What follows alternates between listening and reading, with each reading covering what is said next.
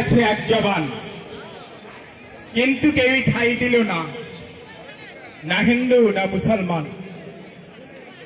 এপারকারে জন্ম ভিটে শিকড় ছিঁড়ে ওই পারেতে, সিংহ শিশু আটকে ফাঁদে, শিয়াল বসে দোকান পাতে। বিক্রমে যা রক্ষা পেল বাংলা মায়ের শ্যামল তীর, মগমগলে হারায় যারা 12 ভুঁইয়ার উঁচাই শীত। মহেশ খালি সৈন্য প্রধান, রায় প্রতাপের প্রতাপ সেই, আজকে তারই বংশধরের সেই মাটিতে অংশ নেই। গঙ্গরিদির দামাল ছেলে, গ্রিক সেনা যার পালায় ভয়ে, মানতে হবে আজকে তারা কুকড়ে আছে জুজুর ভয়ে। সূর্য যাদের সূর্য সমান, মাত্র হাতি রক্তে ঢাকি, এমনি করে ঘুমায় তারা, এ ঘুম তাদের মানায় নাকি।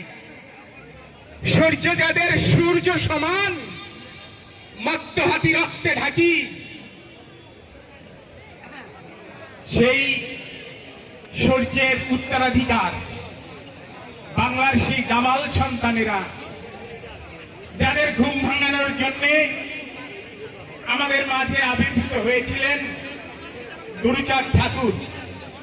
তিনি তার সমগ্র জীবনের সাধনা দিয়ে, তার সমগ্র মানবিক সত্তা দিয়ে, দীর্ঘ সংগ্রামের মধ্য দিয়ে সহস্রাব্দের ঘুম ভাঙিয়ে আমাদের জাগিয়ে তুলেছিলেন। তার শিক্ষা আন্দোলন, সমাজ সংস্কার, সংস্কৃতির বিকাশ, এমনকি তার রাজনৈতিক আন্দোলনের মধ্য দিয়ে আমরা 1935 সালে ফিরে পেয়েছিলাম আমাদের সমস্ত শাসনতান্ত্রিক অধিকার। কিন্তু আমরা কি বেভুল জাতি, সমস্ত অধিকার হারিয়ে আজকে আমরা রিক্ত, নিঃস্ব, সর্বহারা, প্রতিদিন প্রতিনিয়ত মার খাচ্ছি, অবহেলায় অনাদরে পড়ে আছি রাষ্ট্রের এক কোণে। আসুন আর একবার গুরুচাঁদ ঠাকুরের আদর্শে ঐক্যবদ্ধ হই, আবার আমাদের সেই অধিকার ফিরিয়ে আনার জন্য আমরা একত্রিত হই। আপনারা হয়তো ভাবছেন এরকম একটি দুঃসময়ে, সংকটের মুহূর্তে উৎপল কেন নির্বাচন করতে এলো। সংকট যখন তৈরি হয় তখনই একটি জনগোষ্ঠী ইতিহাস রচনা করে। আমাদের সামনে 1971 সালে সংকট তৈরি হয়েছিল। আমাদের পূর্বপুরুষেরা 30 লক্ষ শহীদ হয়ে এক সাগর রক্ত পাড়ি দিয়ে এই দেশকে স্বাধীন করেছিল। সেদিন 2 লক্ষ মা বোনের ইজ্জত গিয়েছিল, কিন্তু আমরা পিছু হটিনি, আমরা জয় ছিনিয়ে এনেছিলাম। তাই আজকে এই সংকটের দিনে আমরা আবার আসলে একত্রিত হই। যেভাবে বারবার মার খাচ্ছি, যদি একবার ঐক্যবদ্ধ হই, যদি একবার সংগঠিত হই, তাহলে এই মার খাওয়াটা বন্ধ হয়ে যাবে।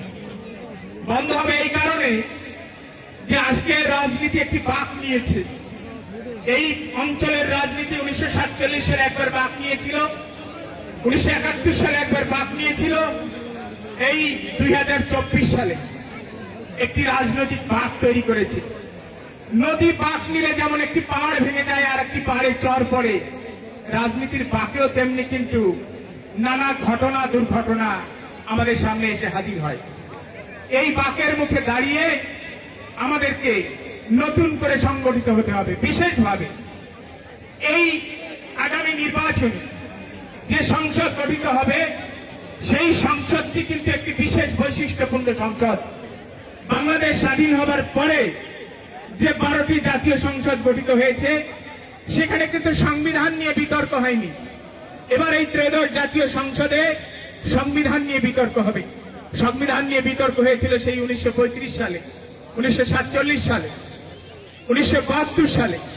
আরেকবার সংবিধান নিয়ে বিতর্ক হবে 2026 সালে, যে জাতীয় সংসদটি আপনারা গঠন করতে চলেছেন সেই সংসদে। এই সংসদ, তাই এই সংসদে যাদেরকে পাঠাবেন তারা যদি কৃষকের অধিকারের কথা না বলে, শ্রমজীবী মানুষের অধিকারের কথা না বলে, শিশুর অধিকারের কথা না বলে, নারীর অধিকারের কথা না বলে, তারা যদি সেই সংবিধানে সমস্ত জনগোষ্ঠীর, প্রান্তিক জনগোষ্ঠীর, যারা আমরা নমশূদ্র, যারা আমরা কৈবর্ত, যারা রাজবংশী, পণ্ডপত্রীয়, দলিত, হরিজন, চা শ্রমিক, আদিবাসী, সেই সমস্ত জনগোষ্ঠী যাদেরকে বঞ্চিত করে রাখা হয়েছে, তাদের অধিকারের কথা না বলে এই সংবিধানে যদি সেটা লিখিত না হয়, রাষ্ট্র এবং জনগণের সাথে সম্পর্কের দলিল যে সংবিধান হয়ে গেছে, সম্পর্কের দলিল যে সংবিধান, সেই সংবিধানে যদি এটা লিখিত না হয়, তাহলে আমরা আরো পিছনে পড়ে যাব। তাই আমি কোনো ভোট চাইতে আপনাদের সামনে হাজির হইনি, আমি হাজির হয়েছি অধিকারের কথা বলতে। আসুন আমরা সম্মিলিতভাবে আমাদের অধিকারের পক্ষে দাঁড়াই। আমরা আমাদের যে অধিকার বিচার ঠাকুর আদায় করেছিলেন, সেই অধিকারের কথা বলতে আমি এখানে এসেছি। 12 তারিখের নির্বাচনে কাকে আপনারা ভোট দেবেন, আপনারা সেখানে গণদেবতা, আপনাদের রায় আমরা মাথা পেতে নিয়ে এখান থেকে চলে যাব, কিন্তু অধিকারের লড়াই তারপরেও চলবে। 12 তারিখের পরেও যে অধিকারহীনতার মধ্যে আমরা বসবাস করছি, সেই অধিকারহীনতা কাটাতে, সেই ভয় কাটাতে আমরা আবার আসুন ঐক্যবদ্ধ হই। এই সংগ্রাম কোন দলীয় সংগ্রাম না, কোন দলের বিরুদ্ধে না, এই সংগ্রাম আমরা সর্বদলীয় ভাবে করব। সব দলের কাছে আমাদের এই দাবি, রাষ্ট্রের কাছে আমাদের এই দাবি। আমরা মনে করি এই রাষ্ট্রের নাগরিক হিসাবে আমরা অবশ্যই আমাদের অধিকার, আমাদের ন্যায্য অধিকার, আমাদের সাংবিধানিক অধিকার আমরা আদায় করব। আগামী দিনে 2026 সালে 13শ জাতীয় সংসদ নির্বাচনের মধ্য দিয়ে যে সংসদ গঠিত হবে, সেই সংসদে যে সংবিধান নিয়ে তুমুল বিতর্ক হবে, সেই বিতর্কে আসুন আমাদের অধিকারের কথাটা লিখে রাখি, তাহলেই আমাদের এই দুঃখের অবসান হবে। আপনাদের সকলকে সেই বিষয়ে সজাগ করে আমি আমার প্রণতি জানিয়ে আমার কথা শেষ করছি। সবাইকে আভূমি নত জানাচ্ছি।